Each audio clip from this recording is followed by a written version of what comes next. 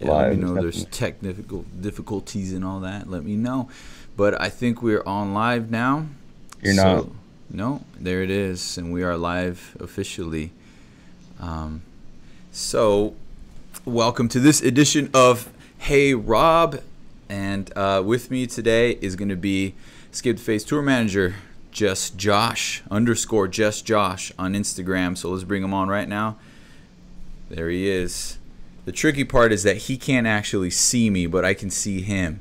That's So, actually a lie today, but it's oh gonna be yeah, real because you could awesome see the video on delay. because now I'm watching the link, so I see Okay. myself here and I see you, but it's really weird. All right. Cool. Yeah. Yeah. So it's Tour Story Tuesday. So we just wanted to kind of share some of our adventures from the road and stuff. We did it last week. It was a lot of fun. Yeah. Sometimes we encounter some that we can't really share. Nope. Sometimes we gotta, gotta keep those under wraps. But it's all good, man. It's all good. So, damn, dude, this dude right here, just so you know, Josh, is Eric Cruz. I'm supposed to be fighting him in January. He's stalking me, dude. He's on everything I do. He wants to know what I'm doing at all times. He's already on the chat. He's my biggest fan probably because he's on everything. So anyways, man, the I Prevail tour is coming up. So I've started to think of some of the guys that we've toured with over the years and some of these extensive tours. And someone asked me, what's the longest tour you ever been on? So from your many journeys with us, what do you remember as being like the longest? And if we could segue that into probably the most grueling, you know what I mean? We, over the me being in and out of touring with you guys for all those years, I'd be there for a couple tours and then I'd bounce, do something else, come back. Then I thought I retired.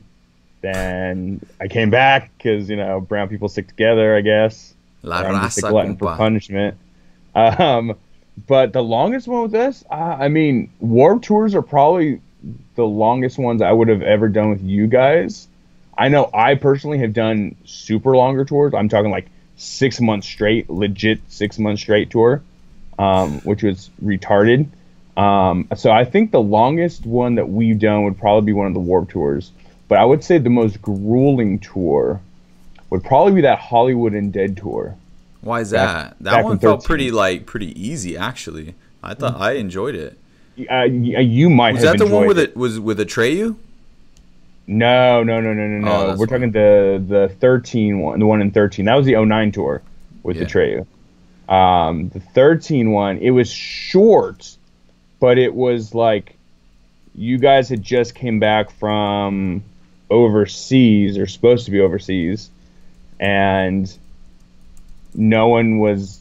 That was when the previous tour manager had dipped out, like middle of the tour, and we had lost somebody on the tour, and crew, like, dudes were stepping up to different positions, and it was only grueling in the sense that it was such a short burst of a long number of dates, like right all in a row, and not being prepared for everything that just what could go wrong went wrong. I mean, shit. That was our bus driver ran out of gas in Dallas, and we had a hot ass bus for like 4 hours. Oh my god! Yeah. Okay, now I know what you're talking about. We had that fucking huge motherfucker. Yeah. And we were just like all piled into the back lounge, opening the windows. Didn't seem to help. Now I have to have a smoothie every fucking day, right? And I started getting all my blueberries and frozen pineapple and mangoes, and I'm just putting them on my body. And if you're in your bunk, the bunk insulates it, and obviously you can't have the curtain closed. It insulates it even more. So you have to have everything open, and it's just like, dude, and it's like Dallas isn't the hottest city in the world. I mean, I live in Vegas, right? And Craig is from Phoenix. But it was fucking humid, too, on top of it. Super and when humid you're in that a day. bus and there's a bunch of bodies and it's starting to stink and it's... Oh, dude. It was fucking bad. We all know why it stinks, though, remember? Okay, I will gladly take the blame on that, yes. But, I mean, it doesn't even matter, though. It's just, like, so... Dude, Oh my gosh, that was gnarly. And all we needed to do was get some gasoline All for he the needed to thing do to was start gas it up. up.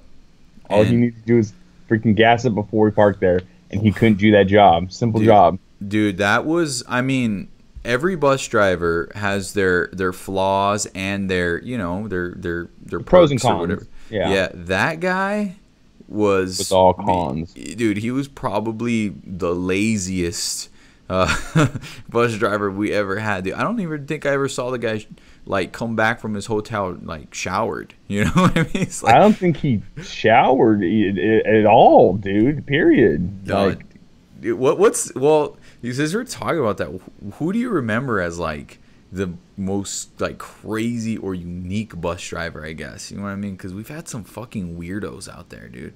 dude, there's always been weirdos. Do you remember the fucking Bone Crusher? Were you there for that? I was there for Bone Crush. I spent, you know what? I was there, but I wasn't there long. I'd only come out and hung out for like a few days. And I remember Bone Crusher though. But Dude, we the had guy another one. When I met the Bone Crusher, I come up to him. I don't even know his real name. He comes up and he's like, "Yo, man, Robert, what's good, man? Nice to meet you. It's good. We're gonna have some fun." And he goes, "Hey, what's up, man?" I'm like, "What's your name?" He goes, "The Bone Crusher." He literally made that voice. He's like, I'm like, "Wait, what? What's your name?" He's like, "The Bone Crusher." Like, are you fucking kidding me? And he was kind of crazy, and it's like this untold, unwritten sort of like, we got to kind of keep it quiet, don't ask, don't tell thing about bus drivers and their drug use. Most drivers, like, this is something we don't know. I mean, not, I guess we could get a little serious with it too, but like a lot of these drivers to fucking stay awake even, and a lot of them start off because they wanted to get into the life of, being a road dog and the travel and the lack of responsibility when you're in a new city every day. And these guys like do drugs and they just keep going, and you're safe, so you don't really ask questions, and then you find out this guy is doing this or whatever, and you're kind of scared for a little bit. But I don't know if he ever did any drugs or anything, but I know he wasn't perfect. And then like the next time we had him, we because he was always down with like our partying and whatever, and the next time we had him, he completely changed. He cleaned up, he got married, he had kids and stuff, and he took in someone's kids from a previous marriage and that kind of thing. And so he's really like fucking tightening down, but he still does his job. And we thought he was still the same Bone Crusher, so we're like coming up, people taking out their dicks and putting them on his shoulder and stuff. He's like, "Stop it!" We're like, I don't know, man, dude. But he wasn't that weird though. He was just he was just kind of quiet, dude. I don't know, man. The weirdest ones. Ron, which one was Ron? The last stormtrooper bus we had. Ron. I can't even remember him. Yeah, guys. Well, dude, Ron. Remember the white stormtrooper bus on the Hell Yeah tour? Oh my gosh, why can't I remember him? Jeez, what did he look like? He was black. Okay. Well, we've had a couple black drivers. Yeah, but he was the most recent. I know the one way before was way before, and he was on like in 2010 or something. He was probably the best driver we had. His name was George. He was or something like that. Yes, George. He was the dopest. Awesome. One. He was the man. Early? He would do an overdrive, and he wouldn't care because he would want to make sure to get to that other city because he knew the other cities were better than like some shit poke town nowhere. He only had one request one time. We're like, well, let's take a day off in this bigger city. He's like, nope, we're going here. I'm playing golf. We're like, yes, all right, yes, let's go. It's the only time, and we're like, all right, cool. But what's it called? Ron was, gosh, I can't really remember him too much. He couldn't freaking drive the bus to save his life. Remember, we got stuck in the fields in Carolina at that festival, and or was that in? Was Kay on that tour? Yeah, Kay was on that tour. Oh. And remember, he locked the bus, and so Kay had to actually hop up through the top of the roof, down through the escape hatch, to get into the bus. Dude, well, the one where we got stuck wasn't Carolina. That was in Oklahoma, wasn't it? No, you guys got stuck in Oklahoma on a previous tour, and then Ron, I guess he almost did. I guess he fully didn't get us stuck, but like he damn near bottomed us out when we were trying to pull around that lot super late at night after Carolina Rebellion. Yeah. And like the lighting guy from Hell Yeah came out and was like basically trying to help direct him how to turn the bus and drive the bus. Yeah, I remember it became a big joke about how if he could or if he couldn't be able to park the bus in a spot like a normal bus driver. It became the whole tour joke from all the other bands on that tour. Dude, and like these drivers, like it's crazy because like they don't know the ins and outs of this stuff. The fans, you know, they don't really realize all those little tidbits, right? They see you on stage and you look glamorous. They don't realize that really cool outfit you got on smells horrible and it hasn't been washed in a month. And it's just sweaty. And they don't realize that those things like that happen where the bus drivers are just fucking, they're nuts or they're cool or they're like, you know what I mean? Like just little things like getting stuck in the fucking mud. Mm-hmm. That's the difference between getting out of somewhere and driving to the next city and getting good rest. You sleep, you wake up, you eat breakfast, you're good. And fucking staying there till 4 or 5 a.m. trying to get this thing out of there, and you're out there and you're trying to help, and then you give up and then you go to bed, but you can't sleep because the bus isn't moving, and then so now it's like the sun's coming out and you're like ready to start your day over again, and you're still there and you can't get your food. It gets fucking crazy, dude. These little things, they add up. They add up after a while, you know. They totally add up. Yeah. Have we ever left you anywhere?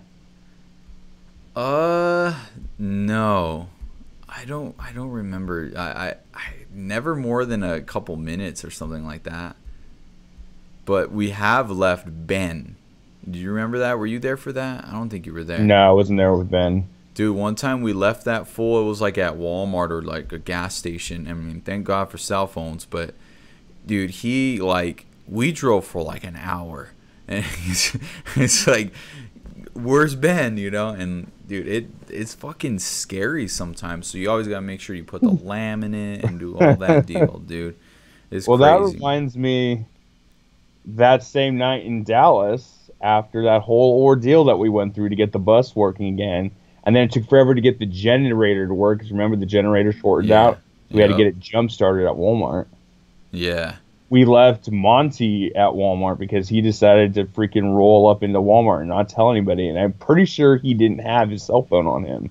Yeah. And we didn't find out until someone else came and was like, hey, is Brian anywhere? And we're like, no. We're like, I think we left him at Walmart. And we'd already driven like 45 miles down the road. Dude, that's how it happens, dude. But like, terrible. Back then, dude, it was like, see, those times were fun, dude. And I always remember that Dallas night because Danny from Asking Alexandria was there.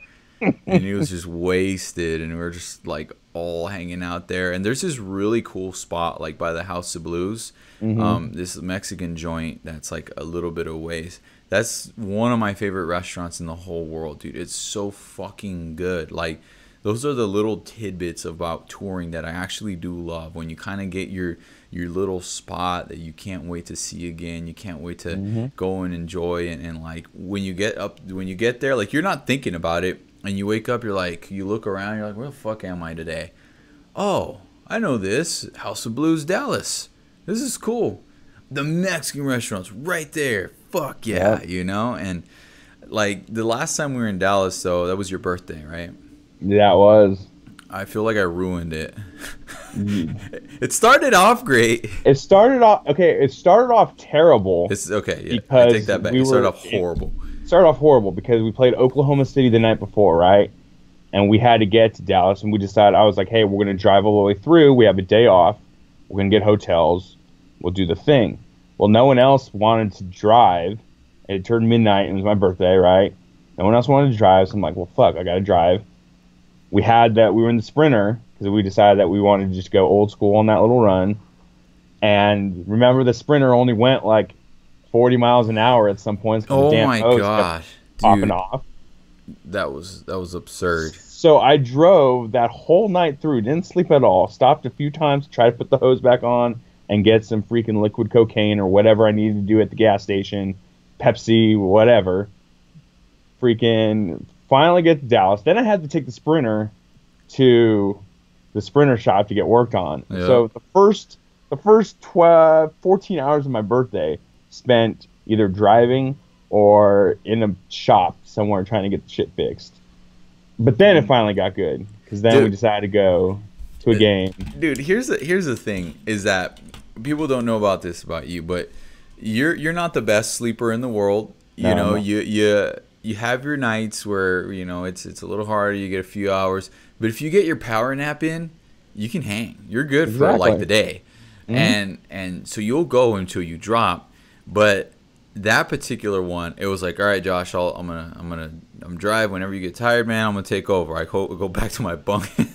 That's the last you heard from me. Left me hanging, man. I come back in the morning, and we're almost to Dallas at that point. Now this should have been what, like a still a long drive. That should have been like a 6 hour It drive. would Seven. it would have been like a 4 hour drive Oh, yeah, that's why. Yeah, had we not had the freaking things, because Oklahoma City to Dallas is only like 200 miles or something like that. So 240 yeah. miles. So I mean, typically, you know, we're out in the bus or whatever, but this particular run, it's like it's so short. Let's just fucking maximize every dollar. Let's go old school, get into the Sprinter, and then we're gonna come back, back into the studio, and let's just bring home a ton of cash, dude, because it was all based around the show in Dallas, and we fucking that thing blew up. That what was it? The fucking It was the hose for the turbocharge, basically. It basically where the air flows from. so it turned it into diesel or something, wasn't it? Or It was the diesel intercooler thing, and it basically blew the air into the supercharger, the turbocharger, and that's what gave the horsepower. And yeah. that thing just So wouldn't this stay thing, on.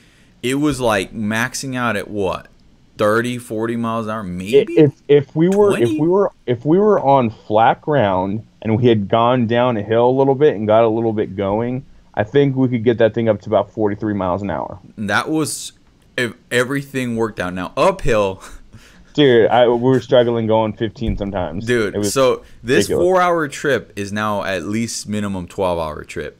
So this, like, I come back in the morning, and you're usually good to go. You're usually just like, oh, I'm fine. It's cool. Fine. I just get an energy drink. I'll take a nap later. This time around, I just remember seeing your face. You're like, I'm like, you good, dude? I don't know, man. I'm like, what do you say? I was there. I'm like, dude, what the fuck, dude? And I remember your face, and you were just so beaten up. And I still don't think you slept at all. You didn't even take a nap that day, right? Or did you? I think I took a shower, and in the shower I kind of put my head on the shower door thingy and kind of sat like that Took a for a shower. while. You slept in the shower. Kind of, almost. That was pretty much it for that day. You that didn't was, that fall was a into the one. shower. No, I was on the freaking, because the shower had the head thing, and then you put your head on the freaking thing like this, and you just kind of Oh stand my there. gosh, you remind me of fucking piece of shit Jordan, dude. Jordan doesn't take showers or baths. He takes what he calls showers. He like literally, he lays in the tub, and then he just lets the shower run on him. Doesn't scrub himself. He just sits there like a fucking water fucking fall, and then he's just on his phone. I'm like, and he'll call me while he's doing this, and I'm like, fucking go away. I don't want to. This is horrible. I don't want to talk to you right now. But anyways, that's why his ass always stinks.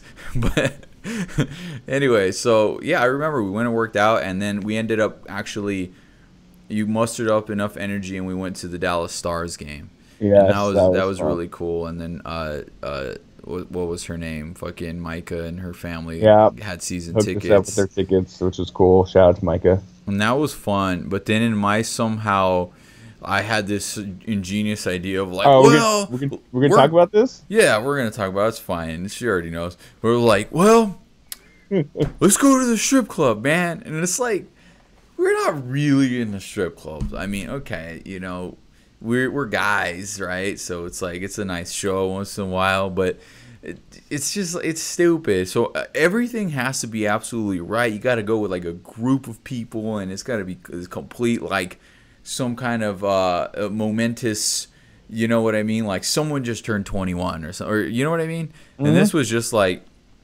what well, I'm out of ideas. Let's go to the clubhouse. And Vinnie Paul, did he vouch for us or what?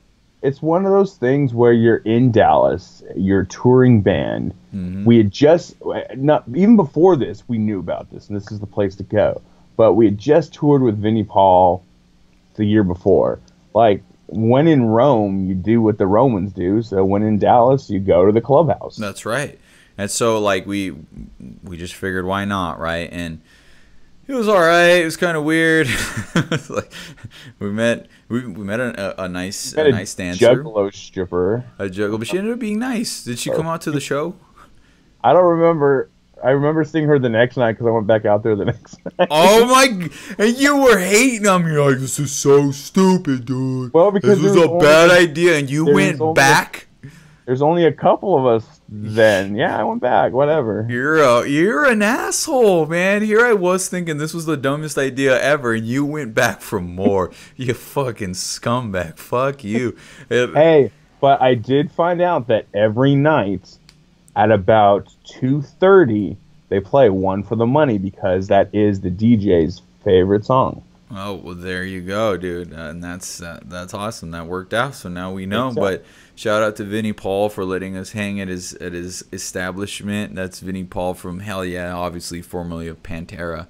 One of my favorite drummers, man. And Vinnie Paul is one of the honestly nicest dudes I've ever met in rock.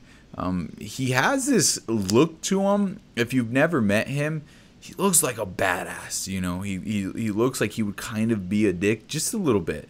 Not like a super asshole, but he just looks kind of intimidating.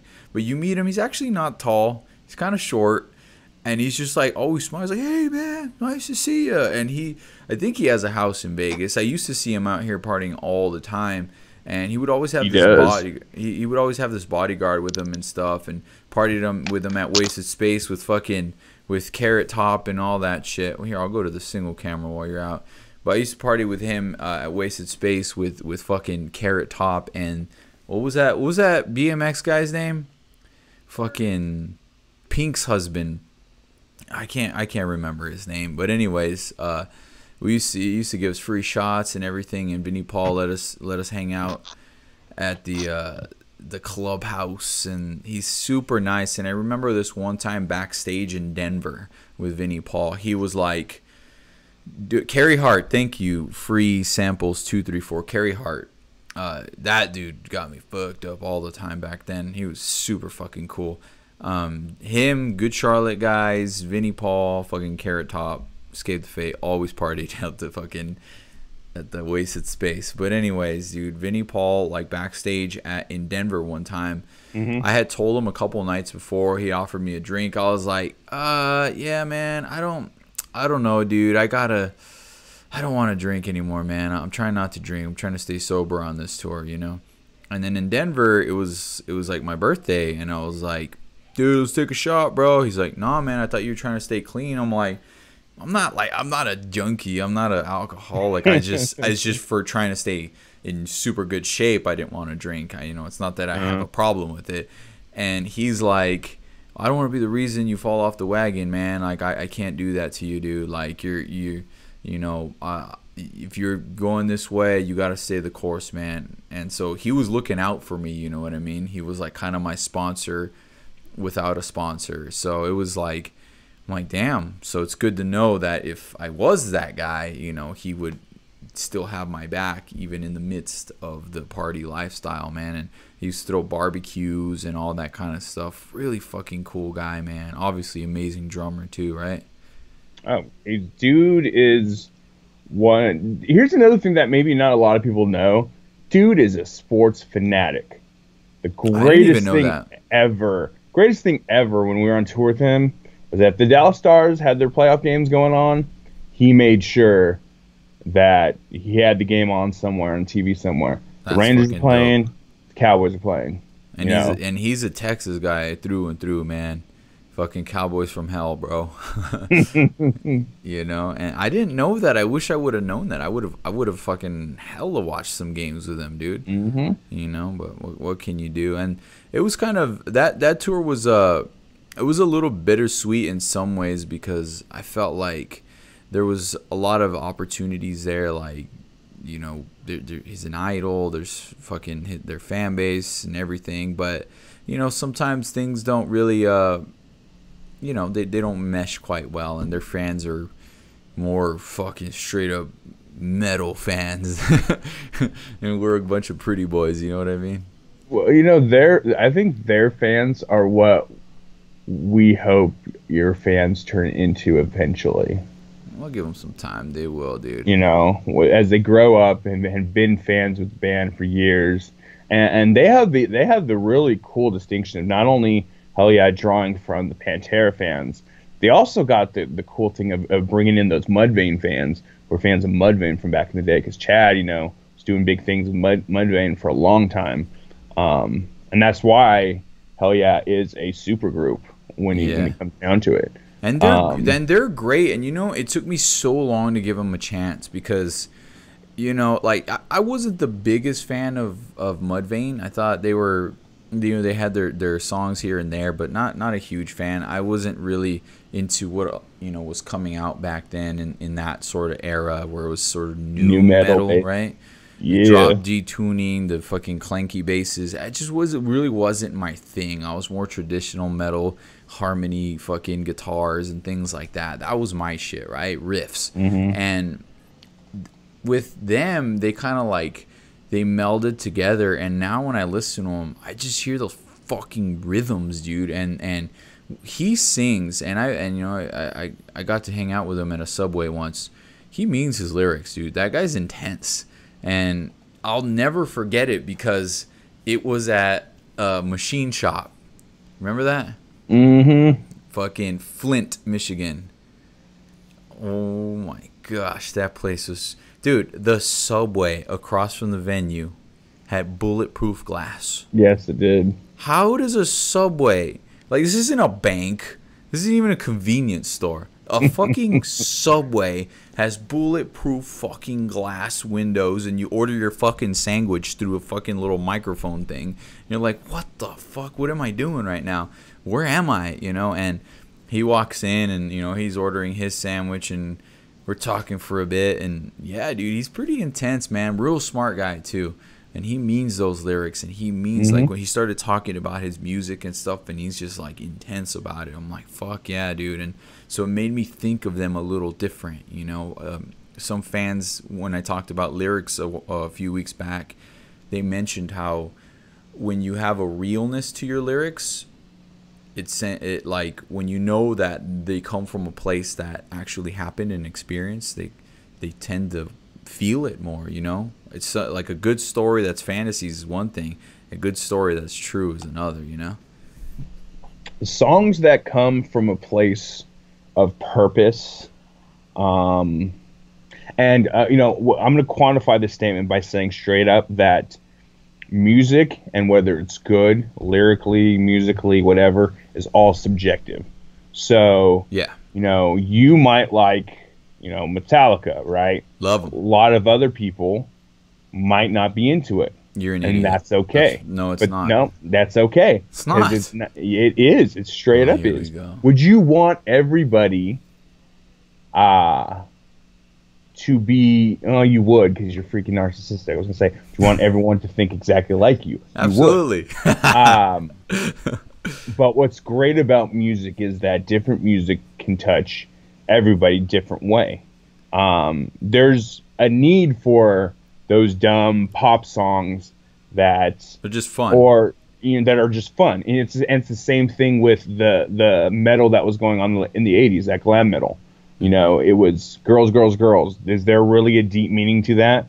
I mean, maybe 12 inches deep. We'll see. But, you know, 12? It's really not that deep of a lyric. Maybe that's why you're always hunched over. 12? Holy crap. But it's a fun lyric, right? But then you go to, you know, a song like Human Nature or Man in the Mirror, and those are super deep lyrics that have super meaning to it. Doesn't take anything away from the other song. Yeah. The other song's just as good in a different way. Yeah, exactly. So, you know, with you know, Mudvayne and with Hell Yeah, Chad's really, really intense in his belief that music saves people and can save your soul. Yeah. He and believes it to be genuine therapy. and honestly, there's scientific proof that music is very therapeutic. So, I mean, you can't really take anything away from that. That's why it was really great to be able to chat with him a few times. I actually never got to watch them pretty much that whole tour we were on them. I finally got to watch their set. I finally got to watch their set about a month and a half ago there up in my hometown. And I hit him up and was like, hey, you guys are in town. I want to come out, see you guys. Is that cool? Took care of me, guest listed me. You know, it was great. Got to chat with the dudes. Finally got to watch their set, and they really put on a hell of a set. That whole band, such a tight-knit machine. And I could see why they kill it, you know, in all these different markets. And why it would be... And they took care of us, man. Like, they really did. There's a lot of bands that they're just like, they don't give a fuck, you know. And, you know, we've been guilty of that in the past where it's not so much treating the other bands like shit that are opening for you as much as it is just not caring. It's and that's not cool because, like, we're all out there together, man. And we're all in this together. The better everyone is, the happy you are. It's like having a couple shitty openers doesn't make your show better. What makes it better is when everyone's having a good fucking time and they leave that day going, damn, that was one of the best nights of my life. And then they talk about it to their kids fucking 20 years later. They talk about it to their grandkids, and they remember that time. That's really what the goal is. And hell yeah, took care of us, man. They like understood that rock and roll is like a brotherhood. They took us under their wing, and they made sure that, you know, even if it's like just simple things like stage space and, you know, their like, whole crew at that time, you know, Jeff, PK, Marcus, you know, all those dudes really were very good about making sure that you know, we were taken care of as far as, I mean, there was times where we had set issues due to other bands on that tour not quite getting off stage on time. Wonder what Ashes to New Band that would be. Oh shit, did I say that? But, you know, they were very happy to work with us because, you know, we know the thing. It's not our headlining show. We have a set time.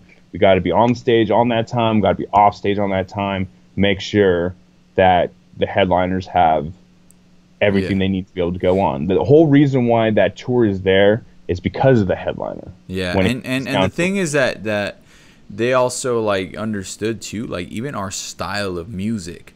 I mean, I doubt that band gives a shit about our style. They probably would never ever listen to us, but they know that we're a rock band, and maybe they do. Maybe they like us. I don't know. I can't say that, but you know, maybe they do, but probably not.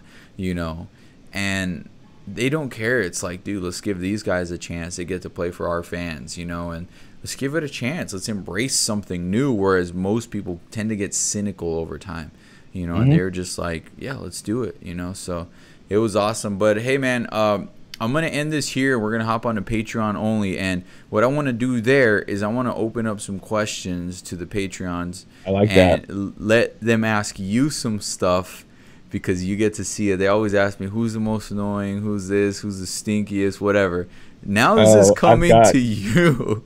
I've got no filter. The coolest, the worst one, the best one, the smelliest, the cleanest. It's all one answer. It's all me. It's like, you know. But anyway, so we'll end this here, and we'll head over to Patreon only. And we'll spend a little time over there and get some other people on the comments and on the Skype machine and get them going. So if you guys are on the Patreon, head over there now. If you're not signed up, it's at the bottom right there. You could see it, patreon.com/HeyROB.